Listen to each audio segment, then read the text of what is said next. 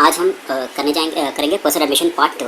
Okay, basically होता क्या है कि 4 चीज़ होती हैं इसके अंदर। एक होता है एक्शंस, जो मैंने आपको पहले भी दिखाए हैं। आप यहाँ जाओगे,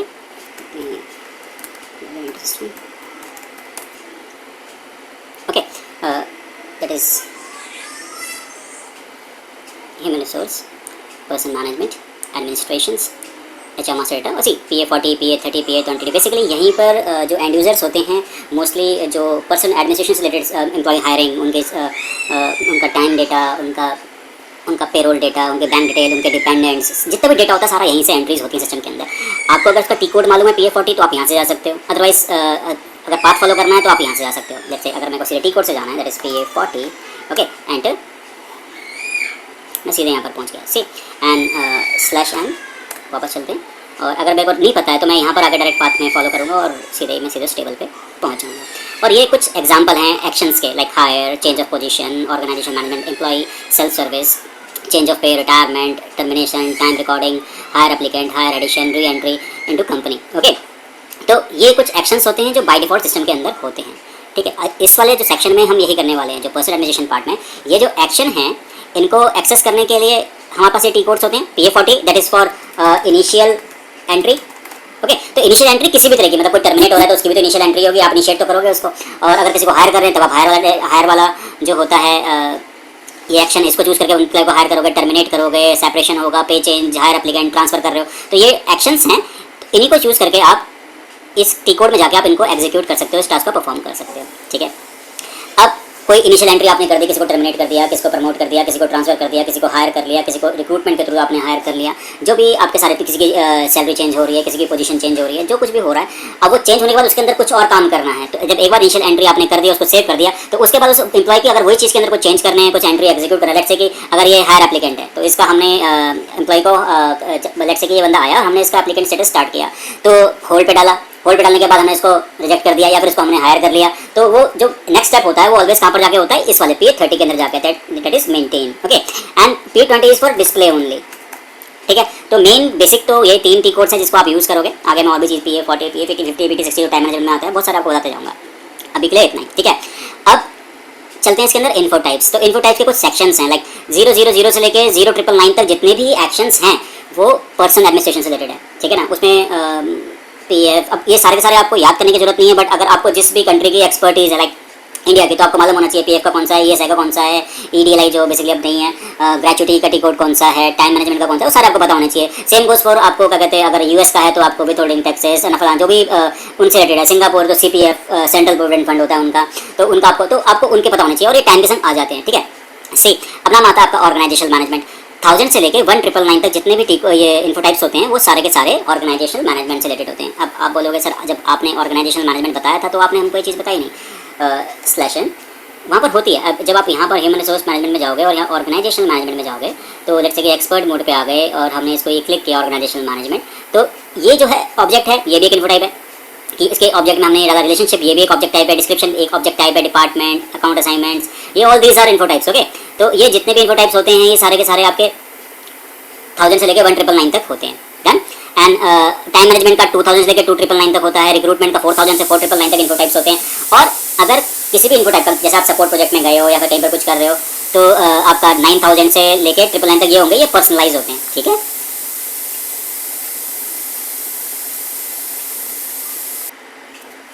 ओके, तो जो 9000 से लेकर 499 तक होते हैं ये होते हैं पर्सनल। लेट्स से कि जैसे हर चीज़ का इन्फो टाइप्स यहाँ पर अवेलेबल है। जैसे हम यहाँ पर जाते हैं लेट्स से PA30 एंड कोई अगर एम्प्लॉय होगा, लेट मी चेक, कोई एम्प्लॉय यहाँ पर है, सिंह नाम से, बलबीर सिंह नाम से एक एम्प्लॉय है यहाँ पर।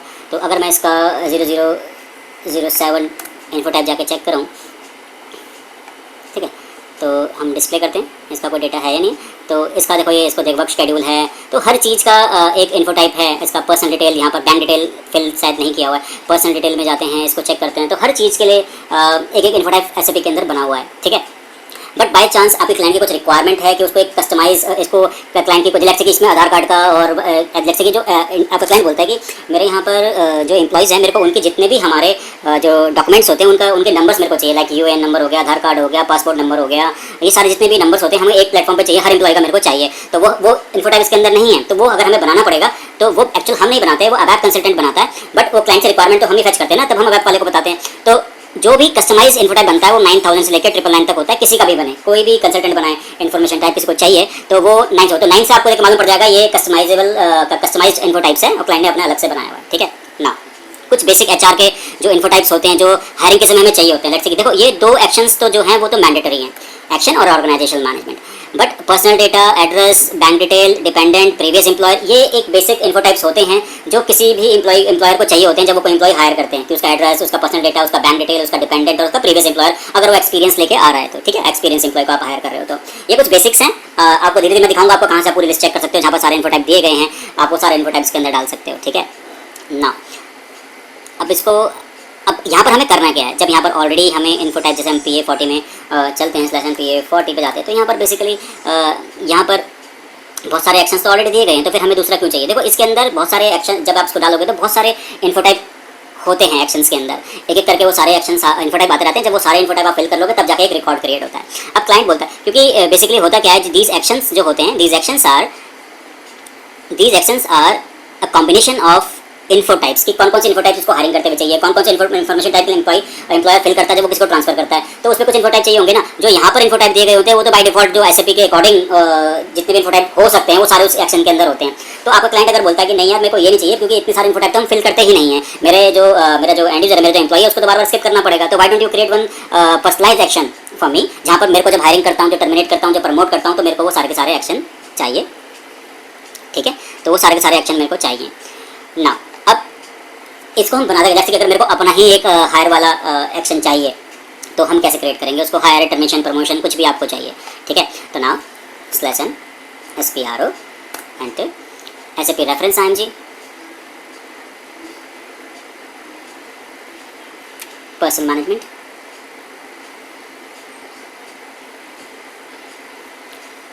Person administration, customising procedure, actions and define info group. अब एक चीज़ ध्यान रखना, मैंने भी आपको क्या बताया कि ये जो एक्शन होते हैं they are consist of several info type which clients require. तो हम यहाँ पर जब कॉन्फ़िगरेशन करते हैं तो सबसे पहले हम क्या करते हैं, एक बेसिक आपको बता रहा हूँ, उसके बाद एक टॉपिक अलग से बताऊंगा जी। चलो आगे आगे देखते हैं इसको, डिफाइन इन्फो ग्रुप्स ना। तो यहाँ पर पहले एक इन्फो ग्रुप आप डिफाइन करोगे, फिर उस इन्फो ग्रुप के अंदर आपको जो आपके क्लाइंट को जो भी एक्शंस और इन्फो टाइप चाहिए वो सारे उसके अंदर आप डालोगे। ठीक है, तो सबसे पहले करते हैं कि हम एक ग्रुप डिफाइन करते हैं, let's say new entries and GH यहाँ डाल देते हैं, Jagrut consultancy hire. Okay, and user dependency पे क्लिक करना पड़ेगा क्योंकि यूजर के ऊपर डिपेंडेंट है। And reaction this is not that important, but आपको रेफरेंस यहाँ पर डालना पड़ेगा। रेफरेंस अगर आपको डालना है तो आप यहाँ पर 40 डाल सकते हो कि 40 से कनेक्टेड है। ठीक है, क्योंकि हमारी कंट्री 40 है और हमने जो यूजर ग्रुप और जो मोल का देखा था वहाँ 40 देखा था, हम पैरामीटर क्रिएट कर रहे थे, ये उससे कनेक्टेड है। ठीक है, तो नाउ सेव इट बैक। इसके बाद इन्फो ग्रुप, और किस इन्फो ग्रुप के अंदर हम बना रहे हैं, GH न्यू एंट्रीज एंड कौन सी यूजर ग्रुप डिपेंडेंसी हमने डाली थी, तो मैं यहाँ पर 40 40 40 40 40 जितने भी इन्फो टाइप चाहिए उतनी बार आपको यूजर ग्रुप डालना पड़ेगा। ठीक है, तो लेट्स से ये 6 टाइम मैंने डाला है और यहाँ पर मैं IGMOD एक वैल्यू दे देता हूँ। ठीक है, एंड सीक्वेंस 1 2 3 4 5 6 एंड ऑपरेशंस, ये बहुत इंपॉर्टेंट चीज़ है। से अभी हम हायरिंग वाला एक्शन बना रहे हैं, तो हम यहाँ पर क्या चूज़ करेंगे, INS। ठीक है, और हर जगह INS ही चूज़ करेंगे। क्यों, क्योंकि while hiring data gets created always. ठीक है ना, तो INS का मतलब क्या होता है, टू क्रिएट। तो ये जितने भी इन्फो टाइप, देखो मैंने बोलता ना पर्सन एडमिनिस्ट्रेशन रिलेटेड जितने भी आपके जो इन्फो टाइप्स होते हैं वो सारे ये हैं। ठीक है, address, plan working time, basic पे, कैपिटल फॉर्मेशन। अब ये पूरे वर्ल्ड से रिलेटेड हैं कि सारे हम तो यूज़ नहीं करते हैं ना, तो हम अपने वाले जो इंडिया में यूज़ होते हैं हम वही चूज़ करेंगे। ठीक है, तो अभी जो हमें चाहिए, जो मैंने बेसिक आपको लिखवाए थे, ये दो तो इम्पॉर्टेंट है। लेट्स से ये I नहीं है, 1 है, एंड 0002 0006 000 21 0023। Okay, now enter.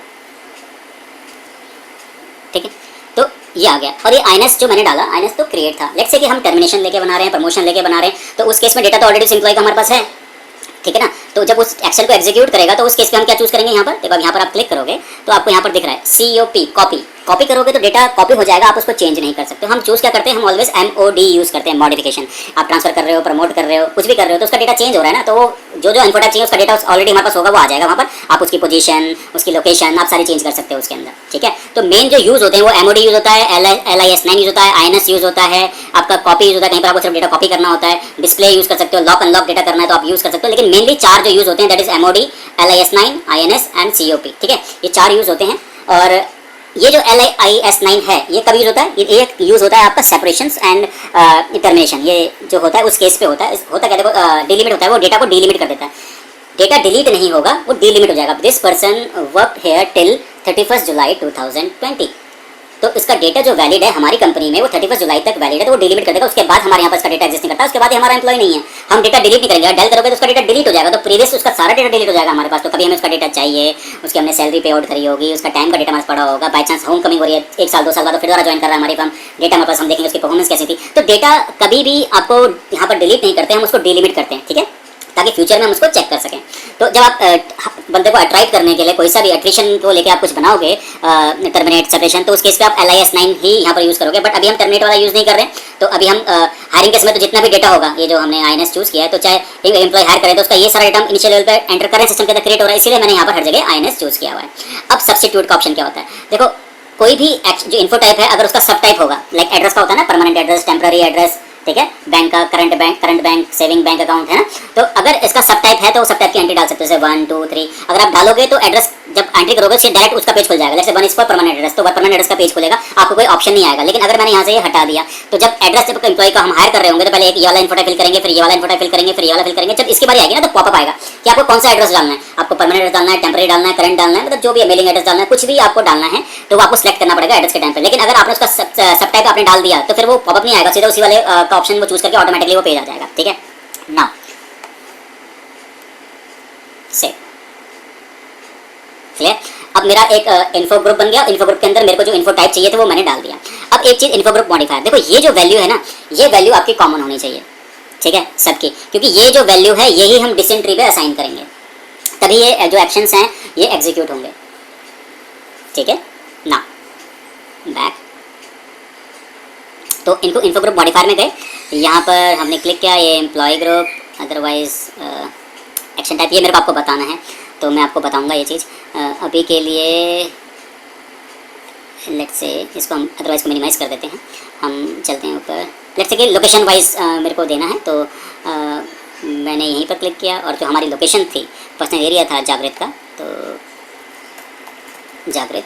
तो जागृत मोटर्स, नो, जागृत कंसल्टेंसी, वेरे जागृत, फाइन नेक्स्ट, यस, जागृत कंसल्टेंसी, ओके।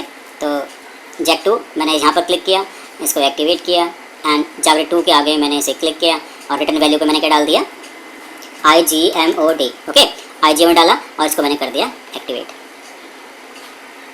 क्लियर। तो ये एक बेसिक है। अभी मैं आगे आपको और बताऊंगा एक्शन टाइप के हिसाब से हम कैसे एंट्री करते हैं, उसका सिनेरियो अलग है। उसका सिनेरियो क्या है कि लेट्स से मेरी कंपनी 3 कंट्री पे वर्क करती है, और उसका जो डेटा जो एंट्री होती है वो सारी इंडिया के अंदर होती है। बट अगर मैं US के लिए हायर कर रहा हूँ तो उसके इन्फोटाइप क्लाइंट को अलग चाहिए, अगर मैं इंडिया के लिए हायर कर रहा हूँ तो उसके इन्फोटाइप मेरे को अलग चाहिए, अगर मैं जर्मनी के लिए कर रहा हूँ तो उसके मेरे को इन्फोटाइप अलग चाहिए। तो उसका कैसे बनता है एक ही तरीके से, ठीक है। तो वो मैं नेक्स्ट जो टॉपिक हम करेंगे उस पर अपलोड करूँगा, छोटी सी वीडियो बनाऊंगा उसकी। तो ये तो आपको पूरा समझ में आ रहा था, वो फटाफट समझ में आ ही जाएगा, ठीक है। तो अब हमारा इन्फो ग्रुप बनके रेडी हो गया। तो अब नेक्स्ट चीज़ मेरे को करनी है, मेरे को एक्शन क्रिएट करना है। ये एक्शन वो है जो वहाँ पर फीचर होगा आपका PA40 के अंदर मेरे को दिखेगा। तो मैं यहाँ पर क्लिक करूँगा, तो ये तो हो गया रीजंस फॉर पर्सनल एक्शंस। मेरे को रीजन नहीं, मेरे को चाहिए सेटअप पर्सनल एक्शन, ठीक है। तो सेटअप पर्सनल एक्शंस के अंदर हम आएंगे, और पर्सनल एक्शन टाइप में सेकंड वाला ऑप्शन पे आप क्लिक करोगे, एंड न्यू एंट्री पे हम क्लिक करेंगे, ठीक है ना। तो मैं HG1 बना देता हूँ, तो हायरिंग एक्शन जागृत। एंड 3 चीज़ इंपॉर्टेंट होती है, एक होता है फंक्शन, एक होता है एम्प्लॉयमेंट स्टेटस, और ये spell check, special payment status जो होता है हमारे हायरिंग रिलेटेड से नहीं होता, चेकिंग के लिए कुछ डालना है, और ये आपको सब टिक मार्क करना है, ठीक है। तो ये तीनों क्या है, पर्सनल एरिया, पर्सनल सब एरिया, एम्प्लॉय ग्रुप, एम्प्लॉय सब ग्रुप, और यहाँ पर मेरे को क्या डालना है, GH जो मेरा इन्फो ग्रुप था। तो ये एक्शन मैं जो क्रिएट कर रहा हूँ, इसको जब भी कोई एग्जीक्यूट करेगा तो उसको ये जो इन्फो ग्रुप है, ये इस इन्फो ग्रुप के अंदर जो इन्फो टाइप मैंने डाले वो एक एक करके आएंगे। आपको ये दोनों यूजर डिपेंडेंसी में टिक मार्क करना है। प्लस आते हैं फंक्शन के अंदर, यहाँ पर क्लिक करो, यहाँ पर F1 आप प्रेस करोगे और यहाँ पर आपके पास ये 5 वैल्यूज़ हैं, इनमें से एक वैल्यू आपको देनी है। सी हायरिंग करते वक्त मेरे पास ये जो ऑप्शन है, ये 4 ऑप्शन है, 1, 7, 8 और 9, ठीक है ना। First hiring and transfer data from recruitment. अगर आप हायर एप्लीकेंट वाला एक्शन बना रहे हो, रिक्रूटमेंट हो रही है, रिक्रूटमेंट की आईडी को पिक करके, हाँ इस बंदे को मैंने सेट कर लिया, उससे पिक करके बंदा को लेकर आप हायर कर रहे हो, तो उस केस पे आप 7 बनाओगे। इस केस पे रिक्रूटमेंट इंप्लीमेंटेशन होना बहुत जरूरी है, ठीक है, क्योंकि उसकी इंप्लीमेंटेशन नहीं होगी तो फिर आप क्या सिस्टम पे डेटा डालोगे। हायर एप्लीकेंट आएगा, हायर एप्लीकेंट आने के बाद जो भी उसके सारे स्टेप्स फॉलो करेंगे, मतलब उसका इंटरव्यू हुआ, हमने उसको होल्ड पे डाला, फिर उसको हमने सेकंड राउंड लिया, ऐसे करके तो जाओगे, उसके बाद वो हायरिंग के लिए होगा, तो फिर हम इस वाले एक्शन को यूज़ करते हैं। तो अगर इस तरह का एक्शन आपको बनाना है हायर एप्लीकेंट वाला, वो ऑलवेज आप 7 के संग बनाओगे। नॉर्मल हायरिंग का आप एक्शन 1 के संग बनाओगे। और activation of personal assignment in host country, let's say कि हमारा कोई ग्लोबल एम्प्लॉय यहाँ पर आ रहा है, यूएस से इंडिया पे आ रहा है, जर्मनी से इंडिया पे आ रहा है, तो उसके लिए अगर मेरे को कोई पर्सनल असाइनमेंट के लिए उसकी आईडी अगर उसको हायर करना है, अपने यहाँ पर एक्टिवेट करना है, तो उसके लिए आप 8 यूज़ करोगे। और अगर हमारा होम कंट्री पे activation of personal assignment in home country, global employ वापस जब जा रहा है तो उसको वहाँ पर एक्टिवेट करने के लिए आप 9 चूज़ करोगे। और हायरिंग को छोड़ के और कोई सा भी एक्शन आप बना रहे हो, टर्मिनेशन, प्रमोशन, ट्रांसफर, अट्रैक्शन, जो भी आप बना रहे हो, उसके लिए आप ऑलवेज क्या यूज़ करोगे, 0, ठीक है। तो हमारे केस में हम क्या कर रहे हैं, हम ये 1 वाला बना रहे हैं, ठीक है। अब इसके बाद आता है एम्प्लॉयमेंट स्टेटस, इसमें F1 प्रेस करोगे। अभी आपका 1, 2, 3 जो भी आपने यहाँ पर फंक्शन पिक किया उससे पिक करेगा। हमारे केस पे क्या पिक करेगा, क्योंकि हमने हायरिंग को लेके बना रहे हैं, तो एक्टिव एम्प्लॉय में एक्टिव में हायर कर रहे हैं, इनएक्टिव में हायर कर रहे हैं, तो एक्टिव एम्प्लॉय हायर कर रहे हैं, ठीक है। तो यहाँ पर हम क्या चूज़ करेंगे, 3, 10। तो ये एक्शन हमारा बन के रेडी हुआ। तीनों को फंक्शन का मतलब मालूम पड़ा आपको, सेव। अब मेरा एक्शन बन गया। अब मैं एम्प्लॉय को हायर कर रहा हूँ, तो हायर करने कोई रीज़न तो होगा ना, तो उसके लिए हम क्या करेंगे, create reason for personal action. तो ये क्लिक किया यहाँ पर एंड न्यू एंट्रीज, और हमारा एक्शन क्या है, HG, ठीक है। Reason number 1, 2, 3, 4। तो हमारी कंपनी में जब भी कोई एम्प्लॉय हायर होता है तो हायर करने के कुछ रीजन हो सकते हैं, let's say high attrition, business requirement, new line of business, okay, and season time, let's say जैसे अमेजॉन हो गया, आपका फ्लिपकार्ट हो गया, तो इनके सीजन, जैसे इंडिया में फ्लिपकार्ट वर्क करता है, तो इंडिया में दिवाली के टाइम पे, रक्षाबंधन के टाइम पे, होली के टाइम पे सेल आती है, न्यू ईयर के टाइम पे सेल आती है। अब अमेजॉन यूएस के बारे में, यूएस, जर्मनी, इन सब के बारे में बात करते हैं, वहाँ पर क्रिसमस का जो टाइम होता है वो बहुत ज़्यादा बड़ा टाइम होता है, जिसमें वो बहुत सारी सेल्स आती हैं, उस टाइम उनको बहुत कॉल्स भी आती हैं, तो उस टाइम वो हायर ज़्यादा करते हैं, ठीक है ना। तो वो सारी चीज़, तो एक कंपनी के अंदर कितने रीजंस हो सकते हैं हायर करने के लिए, क्लाइंट के जो होंगे वो आपको डालने पड़ेंगे। तो जब भी कोई ये वाला एक्शन एग्जीक्यूट करेगा तो उसके संग उसको ये एक्शन रीजंस नजर आएंगे, ठीक है। Let me show you with PA40 enter. तो लेट्स से ये हायर वाला चूज़ करके एग्जीक्यूट करते हैं। तो इस हायर एक्शन को हम यूज़ कर रहे हैं, और यूज़ करते वक्त ये देखो रीजन फॉर एक्शन, ये चेंज ऑफ पोजीशन का यूज़ हुआ है, और इसके अंदर इन्होंने इतने सारे, मतलब लेटरल मूवमेंट हो रही है, प्रमोशन हो रहा है, टेम्पररी टू रेगुलर हो रहा है, रेगुलर टू टेम्पररी हो रहा है, डिमोशन हो रहा है, ये सारे रीजंस हैं, ठीक है। तो इस तरह के रीजंस हम जो जितने रीजंस होंगे आपको यहीं पर बनाने पड़ेंगे। तो आपको किस सेपरेशन का, अगर टर्मिनेशन का हम बोल देते हैं एब्सकॉन्डिंग फ्रॉम ड्यूटी, ठीक है, got better opportunity somewhere else, अगर फीमेल है तो उसके हस्बैंड का ट्रांसफर हो गया तो उसको मूव करना है, तो इसीलिए वो जॉब छोड़ रही है। तो बहुत तरह के जितने भी रीजन, नंबर ऑफ रीजंस आप यहाँ पर बना सकते हो। हम अपने केस बना देते हैं, लेट्स से कि हाई अट्रिशन, बिजनेस रिक्वायरमेंट, और यहाँ पर new LOB, new line of business, okay, and season time, hiring, okay, enter. तो ये 4 मैंने रीजन इसके अंदर असाइन कर दिए। तो ये रीजन ही आपको, इन 4 ऑप्शन में से एक ऑप्शन आपको चूज़ करना पड़ेगा। अब हमारा एक्शन बन के रेडी हो गया, ठीक है, एक्शन बन के रेडी हो गया, बट ये वहाँ पर दिखाई कैसे देगा, ठीक है ना। उसके लिए एक ऑप्शन और है, चेंज एक्शन मेन्यू, ठीक है। ये जो मेन्यू है इसके अंदर ही एक्शन मेन्यू में आप जाओगे तो ऑलवेज आपको क्या चूज़ करना है, 01, ठीक है, 01 लिख लेना आपको चाहिए होगा। तो यहाँ पर आप न्यू एंट्री क्लिक करोगे, और हम यूजर ग्रुप को लेके बना रहे हैं, तो हमारा यूजर ग्रुप क्या है, 40, ठीक है, एंड यहाँ पर हमारा एक्शन क्या है, HG। अभी नंबर, लेट्स से अगर मैं यहाँ 01 डालूंगा तो ये मेरे को एरर देगा, ठीक है, and entry already as same की। तो ये इस 40 ग्रुप के लिए और HG के लिए नहीं दे रहा, इस नंबर के लिए दे रहा है, क्योंकि जब हम PA40 में जा रहे हैं और 40 ग्रुप के संग बहुत सारे जो एक्शंस हैं वो ऑलरेडी बने हुए हैं, तो सीक्वेंस उन्होंने पहले लिया हुआ है। अगर मैं यहाँ पर कुछ ऐसा डाल दूँ कि वहाँ पर 10-15 ही थे, तो लेट्स से कि मैं 55 डाल देता हूँ, तो इससे मेरा पिक कर लेगा, ठीक है। तो ये फ्री नंबर हमें देख के फिर हमें डालना होता है, यहाँ पर फ्री नंबर ही हमें यहाँ पर लोगे तभी लेगा, ठीक है। Now save. अब मेरे को चेक करना है मेरा जो यूज़र ग्रुप है, ठीक है ना, जैसे यूज़र प्रोफाइल में गया तो मेरा यूज़र ग्रुप क्या, क्योंकि मेरे को 40 वाले ही दिखाई देंगे, क्योंकि मेरा जो पैरामीटर, जो ये आईडी का पैरामीटर है उसका मूल का 40 है, और उसका यूज़र ग्रुप क्या है, उसका UGR 40 है। अगर मैं 60 कर दूंगा तो 60 में ही दिखाई देगा, 40 में ही दिखाई देगा, क्योंकि हमने 40 के संग बनाया है। ठीक है, लेट्स से /NPA40, अब यहाँ पर हायर जागृत। ठीक है, अगर मैं अपना यहाँ पर सिस्टम में जाके ओन यूजर प्रोफाइल में ओन डेटा को यहाँ से चेंज करके इसको यूएस का लेके यूएस का बना दूँ, लेट्स से US 10 होता है, इसका UZR मैं 10 ले लूँ, लेट्स से 10 एंड सेव। तो मेरे को जो मेरा यूजर ग्रुप जो 40 है ना, तो PA40, तो मेरे को देखो जो एक्शन है देखो यहाँ डिफरेंट दिख रहे हैं ना, हायर एप्लीकेंट हमारे अपना वाला दिखाई नहीं देगा, तो इससे भी इंपॉर्टेंट, इससे भी ये चेंज होता है डन। तो इसको वापस चेंज कर देते हैं, ओन डेटा इसको चेंज हम कर दे,